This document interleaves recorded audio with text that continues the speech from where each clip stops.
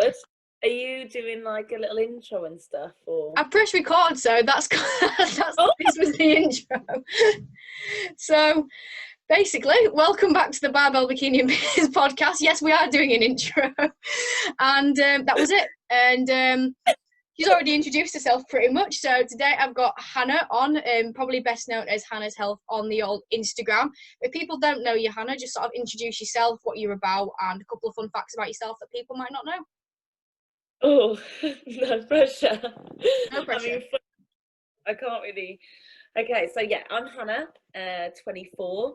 I've had one competitive season in bodybuilding, but that's just a hobby for me. Day to day, I am a cancer research scientist, so specialising in multiple myeloma diagnostics. Fun facts. I don't actually think, I'm not very fun. I'm just a bit weird, I guess. But I guess how I use my platform, like my Instagram. So basically, I just want women, well, no, not even just women, all people to almost realise their potential, and go for anything that they want to go for, and just do not stop until they get there, basically. So I try and use my platform to like motivate people to, yeah, just keep fucking going. And that's about it. I love that. That'll do. That summarises everything. Because that's so cool, that accounts for 3 facts. I'll let you off. So Yay. Yeah, I'm feeling nice today. So basically, we're going to delve into the barbells and the bikini side of the Barbell Bikini and Biz podcast today, and we're going to look at looking at Hannah's fitness journey and sort of her bodybuilding journey as well, because I think that is what people want to hear about, what people are excited about, and I want to get to know more about it as well, because I started following you, I think it was just before PCA finals, I want to say. That last year? Yeah, it was last year, wasn't it? Oh no. Yeah, that was like October. Yeah, over a year ago. I think, yeah, that was about right, because was that right? I don't know. It was around that time, so I saw what you did then.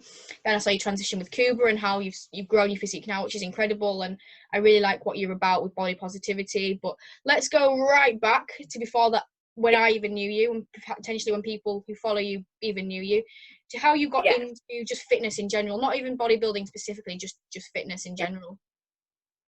Yeah, so for me, I've always been an active child. Like, I danced since I was 3. I always did. Growing up, I did like karate. Be careful, I've got a brown belt. I did. Watch out. Watch out. Netball, hockey, rounders, literally every sport that I could, I would do. Even football, I was in the Wolves. This is my claim to fame, to be fair. Wolves under 16s squad. So yeah, absolutely loved all kind of sport, and I still do if I've got any opportunity. And then basically I was still quite large, even though I really enjoyed sport. My family genetically were all quite on the larger side. We just find it difficult to kind of, I guess, lose weight and things like that. However, at school people suck, kids suck.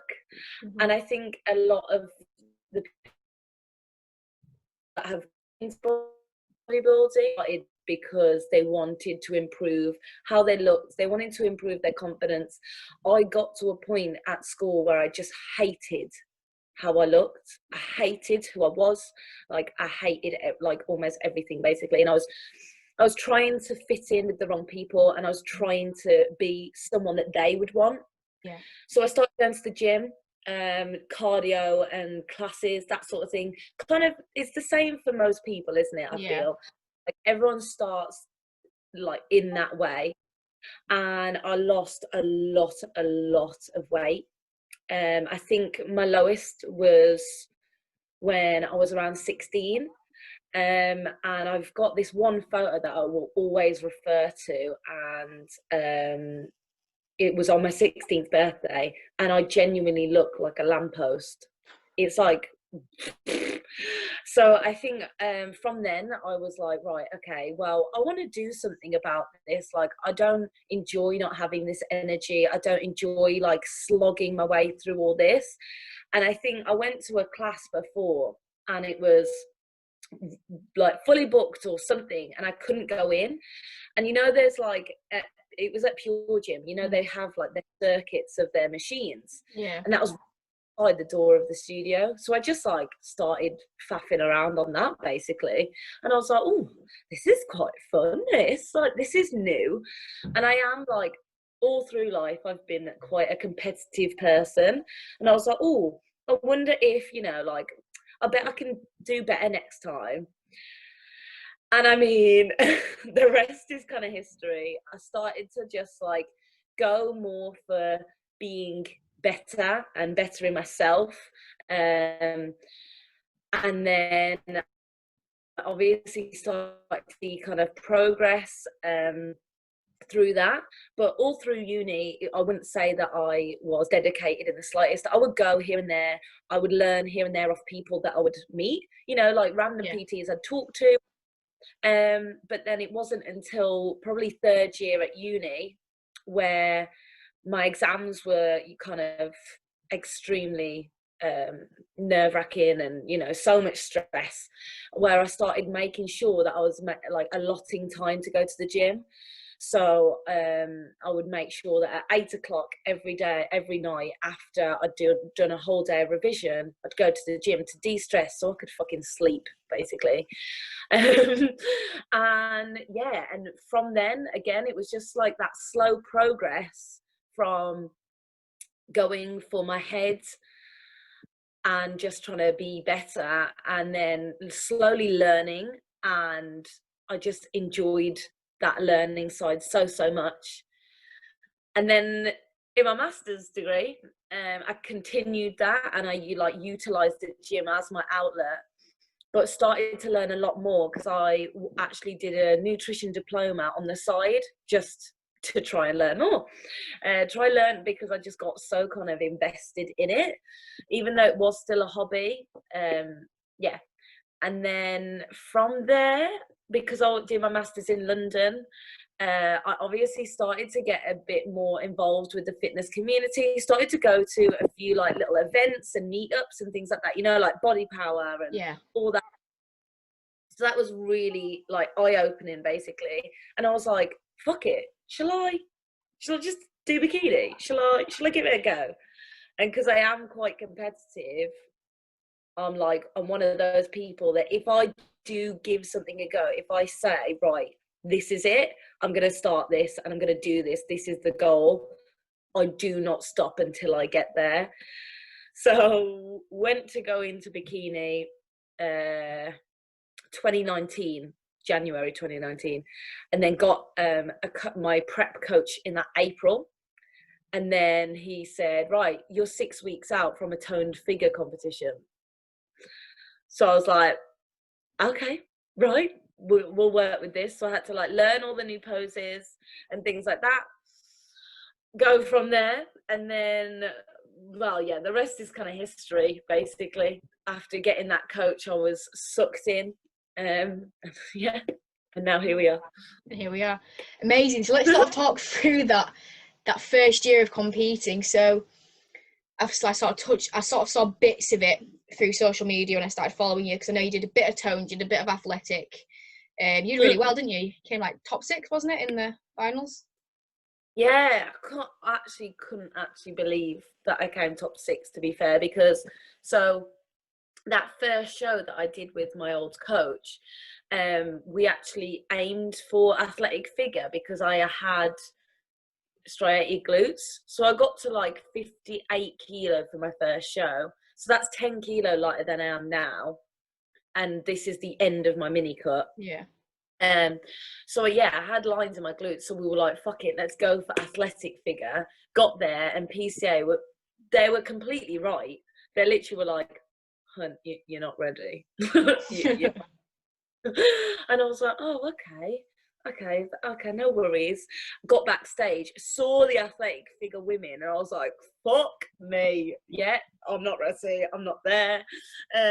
But then from there, I then did 2 more shows in the September. So I carried on pushing from the June to September, and I got down to, I think, like 53. So 5 more kilo off, which when you're already kind of stage lean That's is weird, quite a large difference. for sure. So I'd got even more condition, especially in my quads, like especially in my lower. And then I went to compete in toned figure, and they pushed me up to athletic. So that was a massive honor for me. Like, I couldn't actually believe that within that full season, I'd gone from junior bikinis to toned figure, then almost good enough for athletic figure to like even be put against those women, you know. Yeah. Especially when those those competitions as well, I was on stage with people that I had genuinely looked up to throughout this little fitness journey, you know, like Nat and Molly, Rita. Like, I was literally on stage like, what the fuck? So then I didn't actually place in those, which again, it was understandable. I wasn't big enough at all. But the fact is that it allowed me to find my category and find the criteria that I did fit into. So that just solidified that future goal for me. And that was even more exciting. But then I just thought I'd give finals a go, because it was only, I think, 3 weeks after my final competition. Yeah. And I'd been basically prepping since January, and this was the end of, no, mid-October finals. So I was like, what's 3 more weeks? Really, hun? Come on. But then for finals, I got down to 51 kilo. Wow. And then, yeah, top 6, which fucking gassed. I can't actually believe it. That is my proudest achievement within it, I would say. Amazing. I was literally about to sort of touch upon, because obviously you went through sort of 3 categories, and as I was doing that, is that athletic what you enjoyed the most, and that's where you want to go? Then is that the future for yourself? 100%. I mean, obviously, I didn't even get to try out bikini, so I did the posing sessions. Like, I went to some events to learn how to pose and things like that, and I did really enjoy it. At the same time, my shape, like genetically, my structure, I think it's solely. You know Emma Hyman, I do know Emma Heineman, yes. Okay, cool. Oh, we've just had a technical glitch, which is like the second so far. So, but we were talking about posing. So you were doing all of the posy with Emma Hyman. Yes. So, and whilst I was doing the bikini session, the tone figure session with her, she said to me, like, to be honest, you probably could go either way. Like, I could have done bikini if I wanted to. But then obviously, as my journey progressed and as I did get leaner, I think for me, athletic figure condition is what I fucking love. Yeah. So I could have easily gone into the second half of my season and finals, and because I knew that I didn't have the size, I could have pushed back up almost, fill back out to hit toned figure criteria. I could have done that, and I may have placed even higher in finals, or just placed in the other 2 competitions that I went for, you know, that sort of thing. But for me, it wasn't about that placing. For me, it was finding, where I do slot in, where my body does push, basically. So athletic figure is definitely the future for my, like, fitness journey, the near future. But at the same time, I think in the natural federations, I think there's a one called Fit Body. Yeah, that's similar. So that is the category that I'll go. That's the one that I would go for with that. But yeah, definitely. I really enjoyed, like, obviously the routine aspect, which you don't get to do with bikini. No. And that really, like, brought in the fact that I used to dance, and I enjoy performing so much. Yeah. Amazing. So let's sort of talk about now, but also sort of, so you finished your shows. It was amazing. You've got this, you know, you've done more than you imagined you'd ever thought possible. So sort of coming out of that, and obviously not straight away because you're just on cloud nine, but sort of after time and thinking about it, what did you then sort of think about, right, where do I want to go now? How long do I want to take off? What did you sort of plan after you've done those initial shows going forward? Yeah. So, I mean, I think to the majority of people, I did have a really like tough time post show. I think I gained something stupid like 7 kilo in 2 weeks or something. Wow. Like it, yeah. I didn't have a very good rebound. So it was more to focus on in the immediate time. It was to focus on getting my enjoyment back for the gym again, because I'd almost lost it so much. Because of just pushing for like almost 11 months. Yeah. I almost lost my love for just lifting. So I left my previous coach, and I just wanted to like find that again and sort my relationship with food out again. So I got back up to around 70 kilo, but I looked like shit because I was just so like watery. I wasn't like necessarily fueling my body right. I was just kind of all over the shop. But I knew at the same time, because of everything that had happened in the previous season, I knew almost exactly what I wanted to do for the future. I knew that I needed to grow a hell of a lot more. I did want to try that naturally. So it was more with like just thinking, oh, yeah, eat to grow, and then find a coach that I would definitely like work well with. Everyone has their own opinions on different coaches, and like if that coach works for you, then fab, stay with them. Yeah. But if they don't, then just don't like make yourself stay with them, because it can really affect how much you enjoy and how much you learn about your own bodybuilding like kind of journey. So yeah, for me, then I joined Cuba in March, and we straight away said like, you've got a lot of growing to do. And I was like, yeah, I'm literally not even thinking about competing. Like, for me, I knew that I was going to have this whole year off. So I feel quite lucky in a sense, that was the plan, because obviously how many people had prepared and prepped for a show for them to all get cancelled. That must have been so hard. So yeah, I felt lucky in the fact that I knew that I wanted to grow, and I definitely wasn't going to be competing this year. I may not even compete next year because of what's kind of been revealed on this mini cut. Yes, I have built some tissue. However, at the same time, I don't think it's still enough for me to go into a competition and actually have an impact. Like, I don't want to just be there to be a number. Like, I want to be there to be like top 3. So yeah.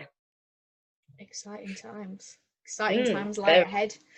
So right now, are you sort of still just not on the fence about whether it's next year or the year after? Is it what's going on with that then? Yeah, so I got up to, with Cuba, we pushed up to 78 kilo. So that was around 11 weeks ago, 10 weeks ago now. And then I started this mini cut basically to, resensitize, like help with digestion, just tidy up basically, because I had almost been pushing for a year. So I hadn't prepped with Cuba before, so he doesn't know how body responds to like reducing food and cardio recovery. So it's really good to almost do this little practice run, so that he can learn lots of different things about my body. And it bloody hell, like we've learned a hell of a lot. So that's been quite exciting as well. So yeah, going forward, we're going to push back up, but we're going to actually do a reverse out, which I'm probably more excited for than the actual cut. Yeah. Like this cut right now, I actually didn't really want to do. I was so comfortable with being 78 kilo, eating so much. Like sometimes I was genuinely struggling to eat, just like lifting as fucking heavy as possible. I was like on cloud nine. But then, yeah, when he explained to me why we needed to cut, I was like, yeah, I definitely do think that that's the right thing to do. But then this reverse out, which most people do post show, obviously I didn't. So this will really like, my body will be primed basically to grow. My body will be like so sensitive, and hopefully I'm just gonna blow the fuck up. So I'm really excited for that. Amazing. And I look forward to watching that as well, because I do enjoy watching what you do, and I'm sure a lot of other people feel the same, because you are just open, you are honest, and I think a lot of people aren't.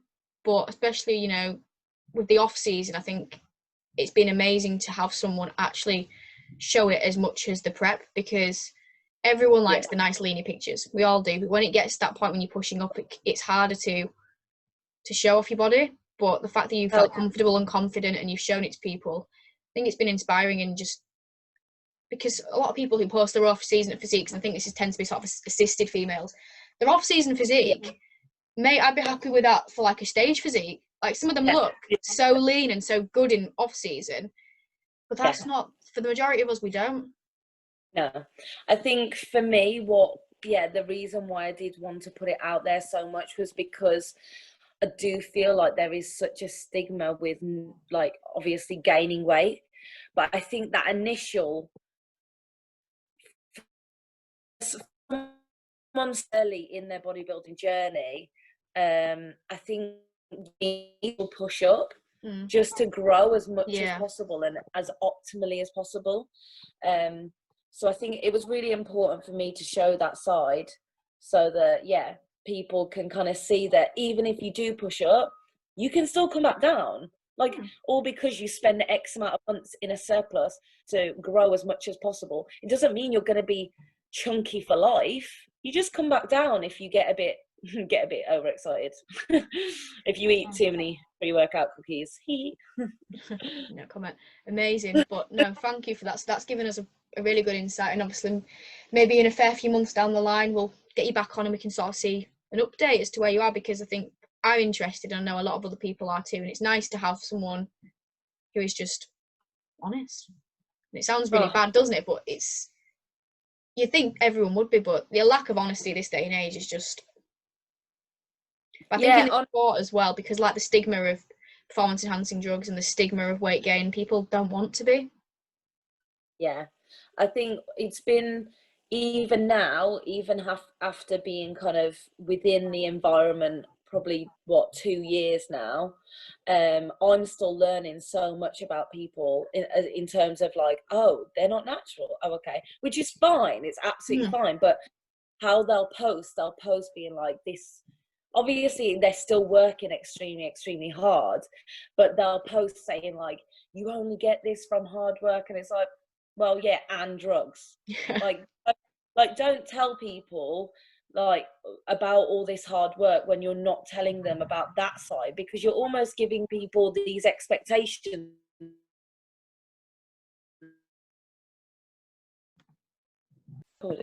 I am now. Oh wait, we had another technical glitch. It's just one of those days, isn't it? It's just going to be, it is what it is. But yes, we're talking about expectations.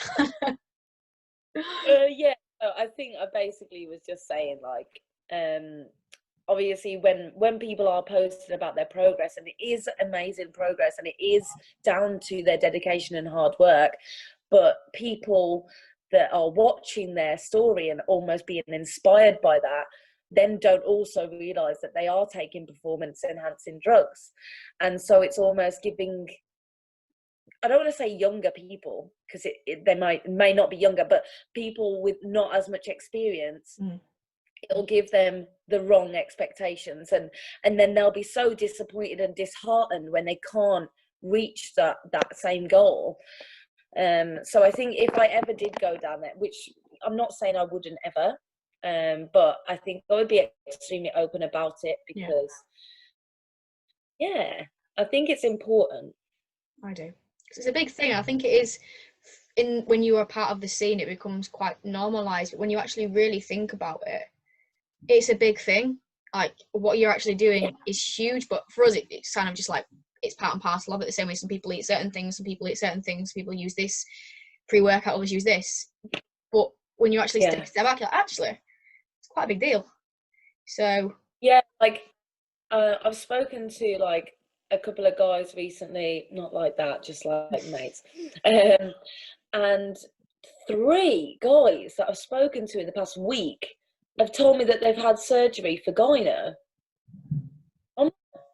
That's not like, you're telling me as if it's quite normal, you know? yeah. Like, that's quite a big deal, do you not think? Like, that means that you've been kind of like messing with your hormones that much that you've had to have surgery like that. I feel like that's quite a big deal. It becomes normal, doesn't it? Time it's almost just so normal in this environment. So, but yeah, I think it's just really important basically to make sure I'm almost transparent with like so many different things, because I think you could almost feel like a failure if you're struggling through a prep or even struggling with an off season with how you're looking. But at the end of the day, your off season, the only thing you want to think about is your training, because you want to grow, right? So you want to eat, you want to train as hard and accurate and as intense as possible, and that is the only way you're going to do it. If you do have to take a step back and stop kind of looking at yourself and stop looking in the mirror, then almost so be it. Because you do have to think about the long run. And like I said, like you can push up to as high as you want, really. I mean, it's not going to be optimal though, is it? Because you'll just probably not be able to sleep properly and all sorts. You won't be able to digest your carbs properly and utilize all the food properly, but you can come back down. Like it's just a process. What goes up must come down. Amazing. Now, because we had all the technical glitches, Zoom, which we're recording this on, seems to think there's 3 of us in the podcast. And you know, when there's 3 people, it's like, you've only got so much time where you've got to pay us all the money. I'm like, no, I'm not doing that. So on the last little, I know, it's rude, isn't it? So 10 minutes to go. Let's finish off with this. We've got a few questions in. So number 1 was in your opinion, your most underrated exercise for legs. Oh my God. Do you know what? I actually was talking to someone about this the other day. I genuinely would say, and so many people will probably disagree, the best machine and most underrated machine because of how it's used is a leg extension. Yes. If you use that machine properly, I swear to God, that will fuck you up. Like, it blows my quads like so much. But it's all about that drag motion. Like everyone just throws it up. If you drag it up, hold it at the top for like 1 or 2 seconds, and then control it all the way down as well. Oh my God, yes. Yeah, no, I'll agree on that. I sometimes feel battered after a set of leg extensions because it can ruin you. Yeah, top set, back off, done. Bye. And bye, bitch. See you later. Well, I agree with that. So, now you've said that, I'll roll with that. Okay, next one. Aside from bodybuilding and training, what are your other passions in life? I feel like I'm quite a passionate person. I'm not gonna lie. When it comes to my job, my career, like a lot of people think that bodybuilding is my main passion, and then I do my job as like a way to get revenue or like money, and which is how most people do it. But for me, I would genuinely say I'm so lucky in the fact that I have such a passion for both things. My career, I have so many goals for where I want to take that. I really want to do a PhD and become a doctor, and then continue doing my own research for cancer. So that is definitely a large portion and a large passion in my life. I'm also, absolutely kind of love this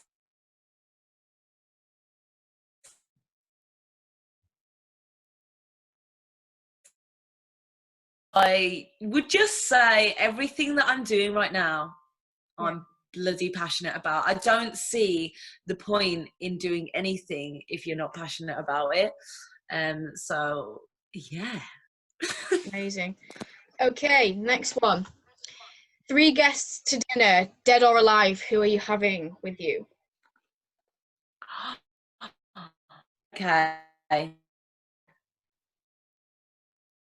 Oh, I mean, right off the top of my head, right? David Attenborough. Yeah. Louis Theroux. Yeah. Oh my god. Oh my god. Oh. Um. Uh. I can't think. I don't know. Oh my god, it'd be quite funny if you had someone like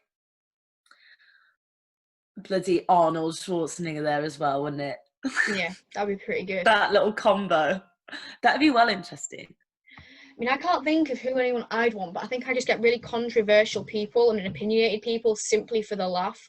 So people, Yeah, just to see the fireworks. so things like Katie Hopkins and people like that, that would always be brilliant just to hear the pure Oh my god, absolute yeah. savagery of just banter. It'd be brilliant. Katie Hopkins, I think he was really opinionated but different to her. Maybe someone like David Attenborough. I reckon they probably got conflicting ideas. Yeah. And then maybe she's really anti-fat, isn't she? So something like, CEO of Slimming World or something. That'd be really funny. That would be all of the banter. The dodgy. Just I don't know what's going on today. It's just one of those days, isn't it? With all of the technical issues. Yeah, it's definitely one of those days. It is, but we have them.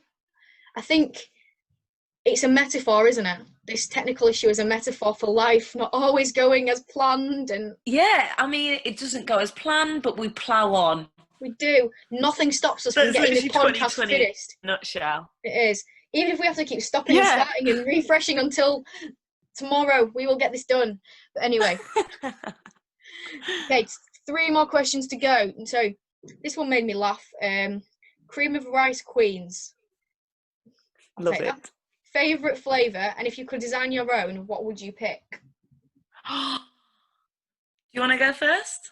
I'll pick my favourites, and then I think the design one's quite a fun one. So my favourite 2, as it stands, currently, JP salted caramel and CSN pancake.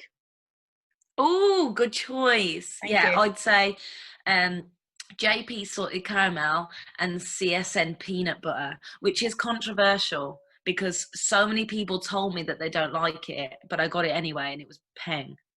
I think that's really average, that one. I like it, but I'd probably never choose it again.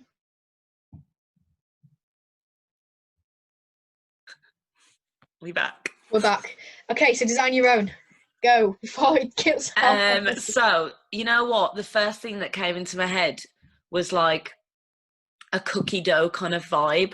Oh. So like, cookie dough kind of flavour, but like a really strong cookie dough flavour. Because imagine that with a thick cream of rice. That'd be pretty peng. And then like even with like little chocolate chips in it. No, I'd be down for that. Yeah. Oh my God, someone should get on that. Can I copyright that? Yeah, no, maybe we should, like, if they're going to, I guarantee, give it a month, someone will have made that. And I think you need to, like, excuse me. Excuse me. Can I need commission on this. There? Yeah. If I was going to pick one, it'd have to be right. I know they've done like have a link, have a code. Hannah 10 for discount on my custom designed colon. If I was going to do one, it would be like a cake. You know, like when you make cake and the batter, and it tastes better than the cake. If you could get that flavour, because I think of how the consistency is, it would be peng, but I just... Okay, right. Imagine it being done wrong. If that's what you're after, mate, have you tried Perform Way? So, yes. Have you tried Perform Way? I don't think there's many Perform Ways I haven't tried, to be honest with you. Good girl. That's what we like to hear. But yeah, you were saying about having a cake batter as a cream of rice. I'm actually dribbling at the thought because I haven't had cream of rice since Wednesday, so it's really upsetting me. Tragic. Yeah, I'm really. It got taken out. Well, I only have it on training days at the minute because of my cut, and I've been told to stop training, haven't I? So, but it's legs tomorrow, so I get it back, and I'm gonna get perform way. I think it's called. I think it's actually called brownie batter. Yeah, it is called brownie batter, yeah. Oh, yes, please. I haven't actually tried that one though, to be fair. Well, there you go. That's what you need. I'll get it on my shopping list next time I go and pick up some more. Which is probably soon, actually. I'm getting to the scrapey bit when you get into the last ones. You know the score. What do you pair that with then? What makes that the ideal combo? Which flavour? Or any? So I usually have that with the salted caramel, trained by JP, and it's like a salted caramel brownie. Yeah. Okay, I'll get on that. Okay, 2 more questions to go. So one is from the people, one is from me. So from the people, and it is phrased like this as well. Favourite top set bangers? I love that. I like that as well. So, I think I'm actually going to lose quite a few followers now saying this. I'm not one that gets invested in music in my training. Like sometimes I'll train in pure silence. Like, yeah. I think because I just concentrate so much on my set, I almost don't allow the emotion of a song to like take over. Because I just don't want to fuck up that set. And I think sometimes I'll get so into a song that I'll like forget to breathe and brace, etc. So, but when I am on that vibe and I do have my songs on, I actually have a playlist and it's called Dance Hall Throwbacks. So for me, I'm a Sean Paul kind of gal. I mean, to be fair, this could be worse. I could say like S Club 7. But yeah, Paul Temperature is like my one. I'm like, oh, Skank Face comes on and everything. I like that. That's different. I like that. I mean, I don't think it'd work for me, but I like it. As long as when you were saying I'm going to lose followers here, I was like, please don't be One Direction. Please don't be Justin Bieber. One of my friends does. She listens to this as well. So, hey, Abby, I am slating you right now. She listens to like One Direction and stuff when she's training, and she can train hard. Like she trains hard. I'm like, mate, how? But so the thing is, I was talking to my friend about this the other day, and sometimes you need like a slow emotional song to almost like remember doing this. To like almost in the pit of depression to be like push through. So I feel like some people listen to like slow songs so they can really just like grind it out. No, that's fine. But yeah, when they're listening to One Direction, What Makes You Beautiful, when the top set in a chest press, I'm like, what is that? You're insecure. It's like, no, no, I just don't get it. But yeah, for me, if I like was listening to pop. Oh, also I have a banging playlist and it's called Boss Ass Bitch. So I listen to that sometimes. And that's full of basically WAP and Bitch from the South and etc. Oh no, I can't remember what I was actually saying because I just got so excited about telling you about that playlist. Oh well, continue.